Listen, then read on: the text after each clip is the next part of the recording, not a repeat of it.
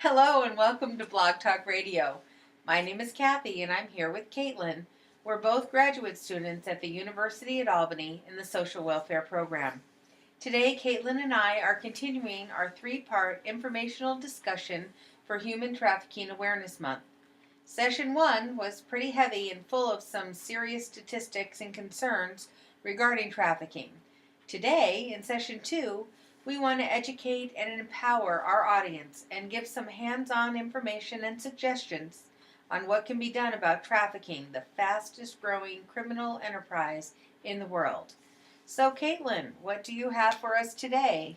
Well, today we're going to talk about how to identify trafficking survivors, such as some common red flags for both sex and labor trafficking. We're also going to give some useful tips on how to engage in conversations with trafficking survivors, and we're going to end with talking a little bit about trauma.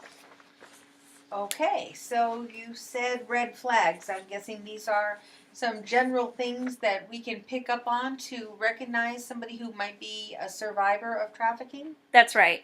So when we talk about red flags, we generally categorize them into three different kinds. We have the general indicators, some physical indications of trafficking, and some psychological and behavioral identifications. I just want to note that a lot of my research is regarding child sex and labor trafficking, so many of the indicators I'm going to be talking about are specifically for child trafficking. However, a lot of these indicators are also applicable to adults. So I'm guessing when you say a general indicator, these might be some of the more common things that most people look for. Perhaps somebody who leaves the house or like a runaway or is absent a lot. Maybe somebody who has some kind of bruises or injury, or maybe they don't do a lot of talking for themselves. Mm-hmm. So actually one of the most common indicators of trafficking is one that you said. It's leaving home, or what we call in residential facilities AWOL. So this isn't someone who AWOLs just once for like an hour or so. It's frequently. So generally, if someone has AWOL'd 3 or more times, it's very possible that there's a trafficking situation. Some other signs are signs of mental, physical, or sexual abuse. Also indications of domestic violence or intimate partner violence. Again, sex trafficking can look a lot like domestic violence, so keep an eye out for that. Having a significantly older person who spent a lot of time controlling them, or if they're relying on a person to answer all their questions.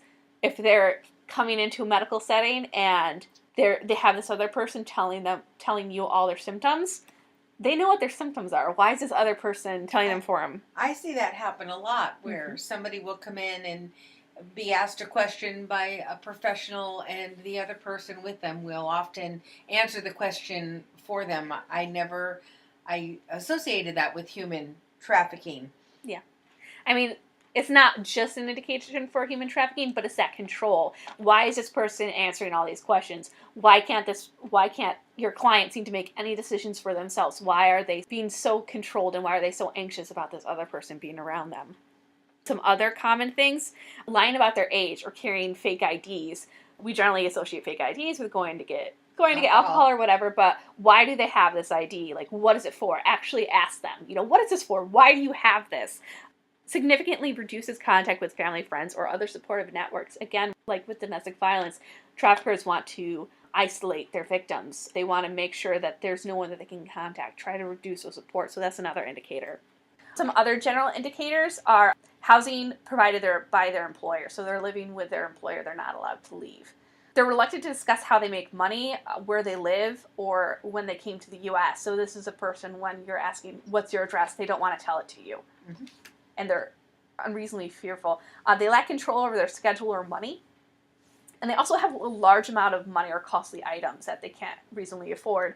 So they're in a group home, and you know that they only get $9 a week for allowance, and they have $40, and they just bought an iPhone. Where are they getting this money? How do they have this stuff? Also, multiple cell phones. All teens have cell phones now. Why do you have 2 cell phones? Why do you have 3 cell phones? How did you get these cell phones? Why do you have these cell phones? So these are indicators that... Now, I've heard of different kinds of slang associated with trafficking, johns and pimps and those kind of things. Are those also something that we should be looking at if we hear these words? That's right. So if your client is using street slang, that could be an indicator of trafficking. The problem with this is a lot of times the dialects vary based on your region. So the dialect in New York is going to be different from the slang used somewhere else. Also, it changes a lot and frequently. And so one of the questions we often get asked are, what are the street slangs? What should we be listening to? And quite honestly, by the time we write out a list, it's probably going to change. So one of the most important things you can do is when your client says something that you don't quite understand, ask them about it. I like to use the, I'm a young, white, naive white person. I don't understand what you just said. Tell me about it. Educate me about it. And I would use, I am the old, naive white person that Right. doesn't understand the language. Right. So, but some very common terms that we hear, a bottom or a bottom bitch. So a trafficker or a pimp has multiple women and girls under their control, and they will pick one of these girls to help supervise and control the others. So the bottom will collect the money for the pimp and tell on the other girls. But the bottom is also controlled by the pimp and often endures the most abuse. The pimp will use the bottom because the girls view the bottom as like the pimp's right-hand man. If you're being your right-hand man more than all the other girls, the girls, this is a person that's held at the highest esteem, but they're getting beat. And so it kind of enforces the idea that no one is protected. Another common is daddy. Daddy is what pimps often require to call their victims. Another one is mama, which are what transgender traffickers require their victims to call them. Now this comes with a huge warning because mama started as something that transgender traffickers required to call the victims, but actually the transgender community has started to reclaim this term. So mama has now also become a term that transgender youth will use to refer to another transgender person in their community who's really supportive of them. So it can be a very negative thing and can be a very positive thing. So you need to kind of investigate that. Another comment is wife-in-law or sister-in-law. That is what women and girls call other women and girls in their stable. Now, stable is the group of victims under the pimp's control. So, let's kind of look at this hierarchy. So you have the pimp, and the pimp has the bottom. The bottom is part of the stable, and everyone in the stable are called wife-in-laws or sister-in-laws. There's also this term called squaring up. I'm a square because I'm not involved in trafficking. I'm not a pimp, and I'm not someone who's being trafficked. So I would be called a square, and squaring up is when someone leaves a trafficking. So they've gone from being part of the life and are squaring up into being not involved in it anymore. Now, did the survivor come up with that name for themselves, the square up? Squaring up? Yeah. I think it's more of a cultural thing. I'm not really sure. I just know that we're called squares, and it's a negative connotation. To squaring up is like a negative thing. It sounds like a positive thing to me. That's why. Yeah. Well, you're square, you're whack. It's. I guess I'm just thinking if they squared up, if they got out of it, that should be a good thing. So I was wondering if it had. Yeah, we would view it. We want the people who are trafficked to square up. We would like them to leave their trafficking situation, but if one of your clients being aggressive towards another client, going like, "Oh, you're trying to square up," okay. Or if they're calling you a square, they're like, "Oh, you're such a square," you're like, "Ah, ha, ha, ha." But no, that could be a cause for concern. Investigate that. All right. So these are indicators that not only family members should be aware of, but also professionals and teachers or anybody else that has contact with these children. Right. And there's, quite honestly, a lot of different general red flags of human trafficking, and I personally find this is the easiest way to try to be able to identify them. Like these things that you can view as innocent, but you're like, hey, it doesn't really make sense.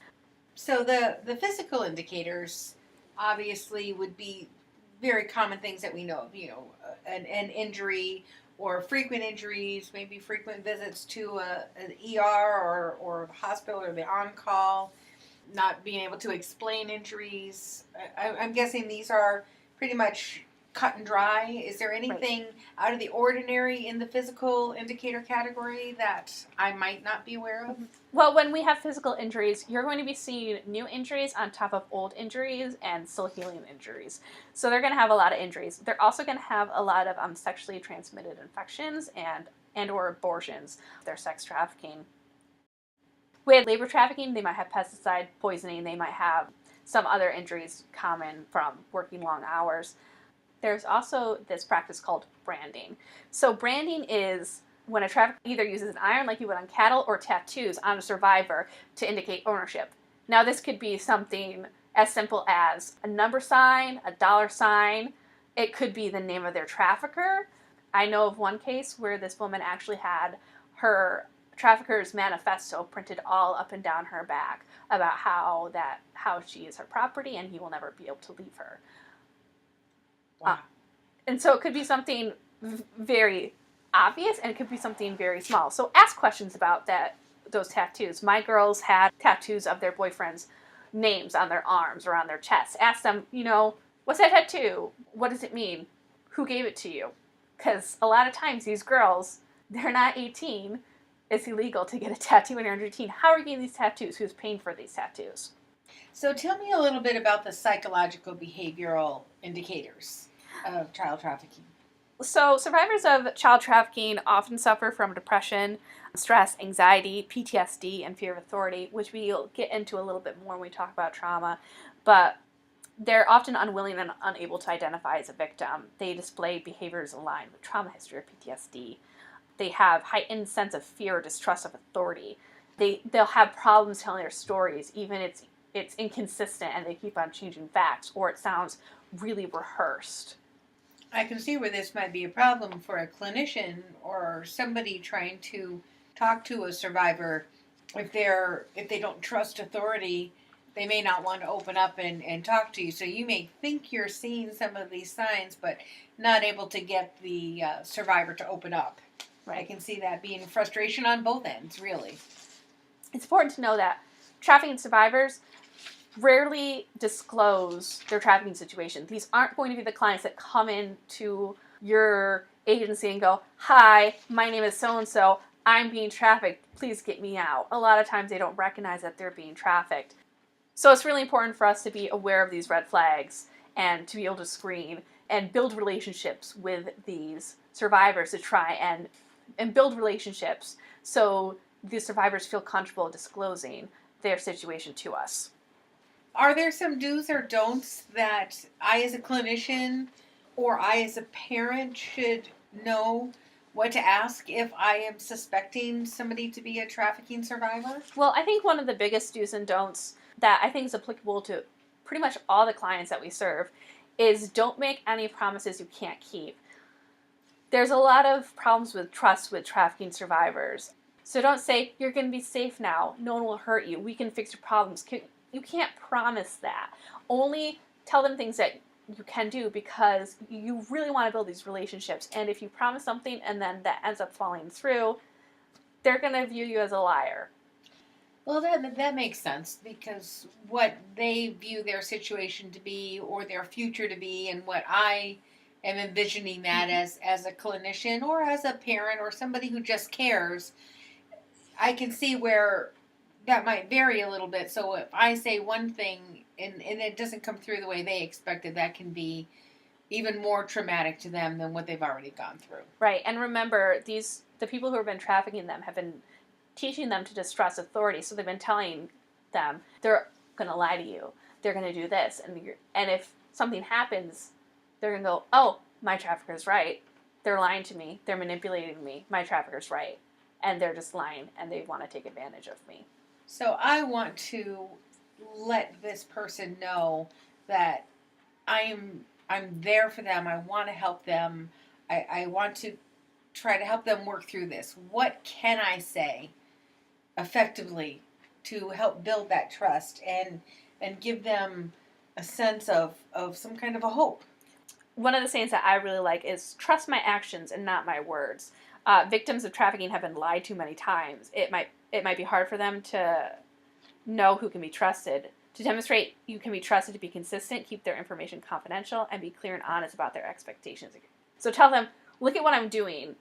I understand that you don't trust me right now, and I don't expect you to trust me right now." Acknowledge the fact that they may have been failed by systems and agencies just like yours, and they have no reason to trust you.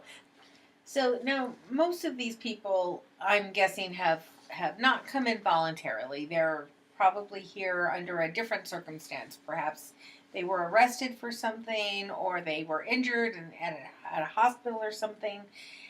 And in my experience, I understand that most people that are being trafficked are not alone. There's, like you said, there's a stable. Stable? Is that A stable. There's a stable of people. So I may want to try to help get some information out of this survivor to try to help other people that might also be in the same situation that he or she is. So how can I do that diplomatically? So rather than cause the victim to feel responsible for the potential victimization of others, ask him or her if he knows of youth who may need services. Survivors should not be manipulated into providing information when he or she is unwilling to do so. So don't use things like, we want to make sure what happens to you doesn't happen to anyone else, because then that puts the responsibility on the survivor to rescue all these other people. Say things like, is there anyone else you know who might need help? And then perhaps just give them information so that that person, if they want to contact, can contact. Right. I'm not asking them to divulge some kind of information to Right. get them in more trouble. I can see where I might ask that question incorrectly, so I'm glad that you clarified that. Because I might have wanted to say, we want to help other people too. What can I do? So I appreciate that. Another really important do and do not, I think, is be very aware of your nonverbal responses. These survivors will test you. They're gonna disclose some pretty horrifying stuff, and they might test you to see if you can handle this. And if you react negatively or in a way that they don't think that they can trust you, they're not going to tell you anymore.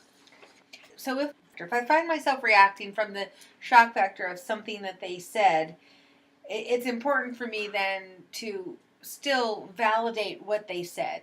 And I can acknowledge that this is something that this is something I'm not familiar with, but this has in fact happened to them, and I want them to understand that I do believe them, and that I'm here for them if they want to talk about it. Right? Yeah.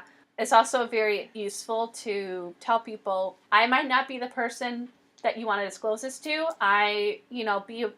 When I worked at a residential group home, I was just a BSW, and we had a social worker, and I would tell them, I understand if you don't want to talk to me, you might want to talk to the social worker, you might want to talk to another residential counselor, but I'm here to talk to you if you need me. Okay, so somebody has come in to my office or my agency. Do you have any pointers for me on how I can start up a conversation? Well, the first thing you should know is you should not ask potential survivors about their experiences unless the questions are related to your service provisions or providing a referral. So allow professionals trained in forensic interviewing, such as, for minors, your local child advocacy center, to interview child for necessary details about your experience. So never ask a question just because you're interested in it and you just want to know that detail. Unless it's relevant to what you are providing, you shouldn't just be digging for information. So give me an example on a question that might be an informational question as opposed to a factual question. So it could be, they disclose, I ran away from home and I was living with this person who we know is trafficking, but they might not admit it was trafficking. You don't need to know the address of the trafficker. You don't need to know where the trafficker is now. You don't need to know, how many times that they were raped. You don't need to know any of this stuff. All you need to know is whatever your agency needs to know for referrals. That's an important conversational piece of information. Do you have any others?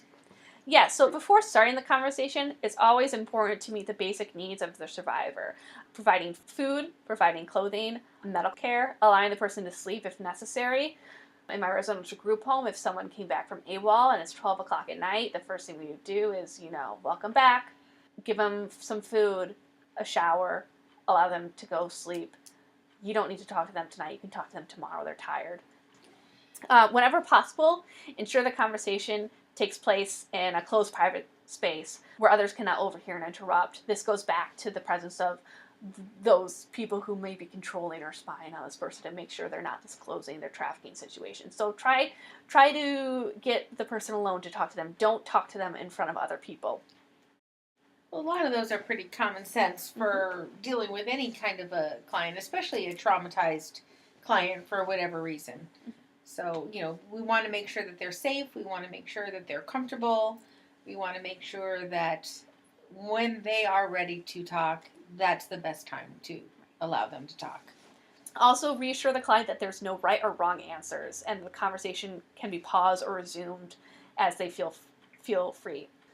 With a lot of these survivors, their answers could be the difference between a physical consequence. So they've learned to answer the way that they feel the person wants to answer. Let them know that there's not going to be a consequence. They can answer however they feel, and there's not going to be any difference. As well as letting them know that if they answered one way and then they, as rapport builds, as they build the trust, they may go back and change that answer. Right.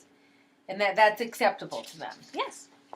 Be aware of gender issues and ask survivors if they would be more comfortable speaking with someone of the same gender. When possible, allow survivors to choose who the staff person talks with. I kind of want to focus in on this idea of choice with a lot of trafficking survivors, labor and sex. A lot of their choice and anonymity is gone. They have people telling them when they work, how long they work, what they eat.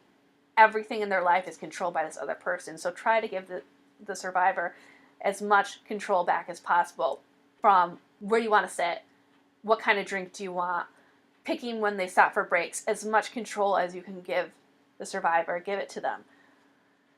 I agree. I think that's really important, especially with people suffering from trauma, that they do need to have some kind of control. Everything else seems to be so out of control that by starting to give them just those little concrete things that they can manage is going to help them build that trust and open up to you. Going back to what we said before, it's really uncommon for these survivors to be the ones who come in and go like, I've been trafficked, I need services. So it can be very difficult with the initial conversation to obtain enough information to determine conclusively if the person is in fact a survivor of trafficking. So be aware that additional engagement might be necessary, and you might need a chance to build that rapport with this survivor so they can feel comfortable disclosing with you. So don't be discouraged if at the first or second or third time you're not getting anywhere, they're not saying anything to you. Does your research show how long it can take for a person that's been trafficked to actually open up? I mean, it varies based on person. For one person, it could be a day. For another person, it could be weeks. It could be months. The only concrete thing that we know is generally, just like domestic violence and survivors of rape, it takes males longer than females to disclose. Specific questions you would ask a male victim or male survivor as opposed to a female survivor? Not necessarily. I mean, I guess maybe some questions about, if you're a medical profession, about abortions, but males are trafficked the same as females. And so we don't want to get the idea that only females can be sex trafficked, so we don't ask the males the sex trafficking questions. We need to ask the males the questions about sex trafficking. We need to ask the females the questions about labor trafficking. One thing with males, I think it's really important to know about both male and female survivors is survivors of sex trafficking don't pick their clients. So with male survivors of trafficking, it takes them longer to disclose because there's this idea of male sex trafficking survivors are gay because their clients are male. Studies suggest that actually the majority of male minors involved in sex trafficking are heterosexual. So just be aware of your own biases. Don't just assume that they're a certain orientation or gender identity because of their clients or how they're presenting to you. Ask them. That's very, very helpful information. One last tip for engaging survivors in conversations: keep in mind the role trauma can play in a survivor's life. Always use a trauma-informed approach when working with potential survivors of trafficking. Okay, so let's talk a little bit about trauma then. One very important thing to know about trauma is the idea of trauma bonds. So do you know what a trauma bond is? If I use that term, would you know what that is? Well, in a very general way, a trauma bond is, to me, a relationship that, and I'm going to use the word victim, and I realize that it probably should be survivor, but that a victim develops towards their abuser. Right. And they feel the need to, say, protect or defend this person that's actually abusing them. That's how I view a trauma bond. You're right. Trauma bonds is that emotional connection formed with their trafficker. A lot of times these bonds are formed by violence and threats of violence, alternating violence and kindness. So one day they might beat you up, but the next day, they're saying, I love you, and they're giving you all these gifts and all this stuff. Oh, very similar to domestic violence, where you have the honeymoon stage. So it's bad, bad, bad, but the honeymoon stage is really good, and they stay in the relationship because they just they know that there's good in there, and then it might come back around. So I see that trauma bonding is very similar. Right, exactly. And this is why a lot of times we can get frustrated because we will have survivors protecting their traffickers and we don't understand why they're protecting their traffickers. And we'll have survivors going back to their traffickers and we don't understand. And so to work with survivors of trafficking, we really need to address these trauma bonds. Some common indicators that your client might have a trauma bond with their traffickers: they show ongoing symptoms of trauma or PTSD. They're intensely grateful for small kindnesses, even the smallest things. They deny violence when violence and threats are actually occurring, and then they rationalize that violence later. They deny anger at the exploiters, to others, and even to themselves. They believe that they have some control over the abuse, so they can make it so the abuse doesn't happen that day. If I do this, it won't happen. Yes, we find that a lot in domestic violence as well. So as clinicians, we can, if we're not familiar with trafficking per se, we can use some of the experience we have in domestic violence, which a lot of people are involved in, and see how those two intertwine together.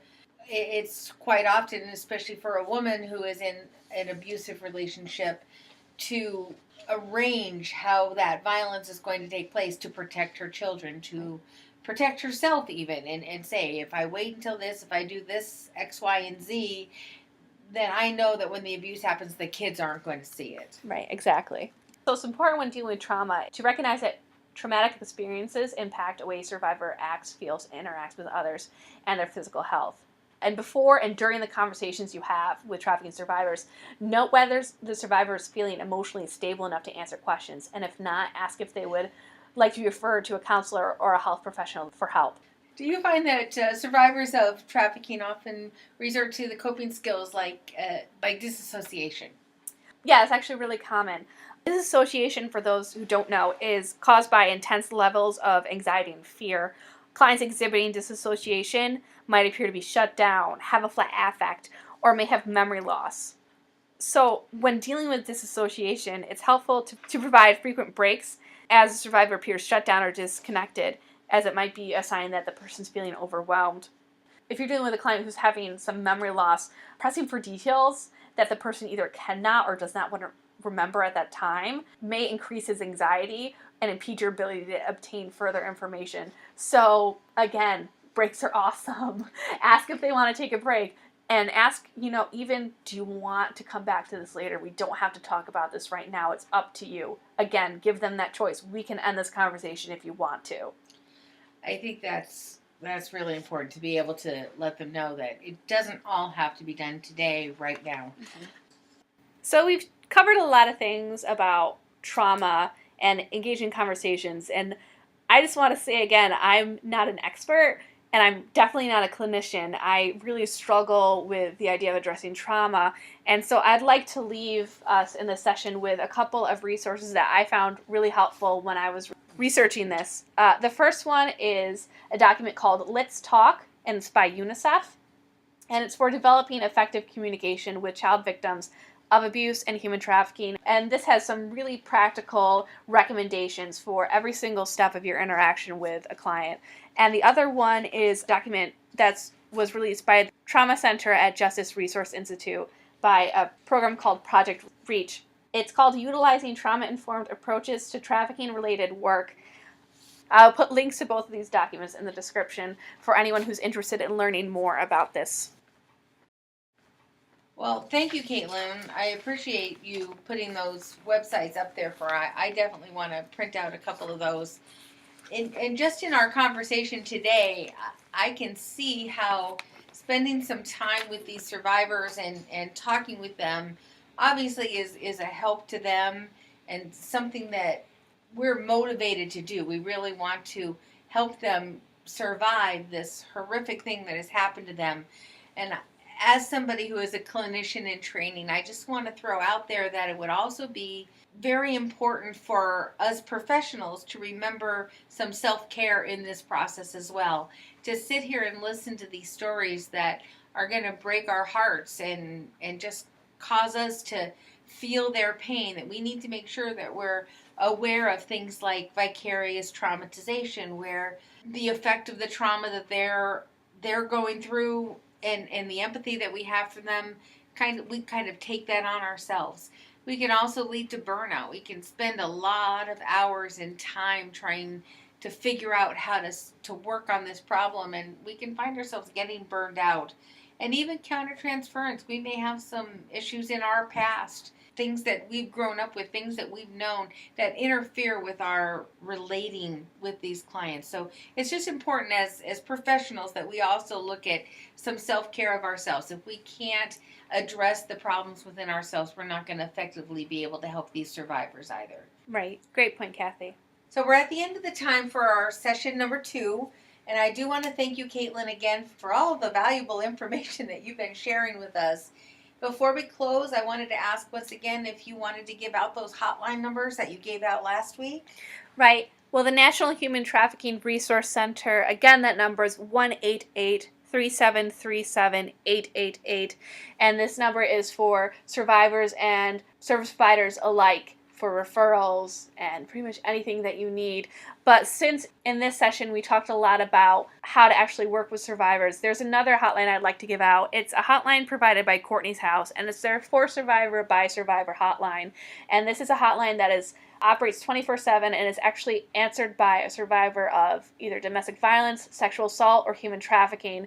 And they answer every call with hello. And this is a safe call for survivors of trafficking to call if they need someone to talk to. It's not for service providers to call for referrals. It's only for survivors for help and support for when we're not there or they need someone who understands their situation. So that number is 1-885-261-3665. Thank you again, Caitlin, for the numbers. We will be posting those on the information section of Blog Talk Radio along with the websites that we mentioned earlier. Be sure to join us next week as we wrap up the series on human trafficking. This is Kathy and Caitlin signing off. Thank you for listening to Blog Talk Radio.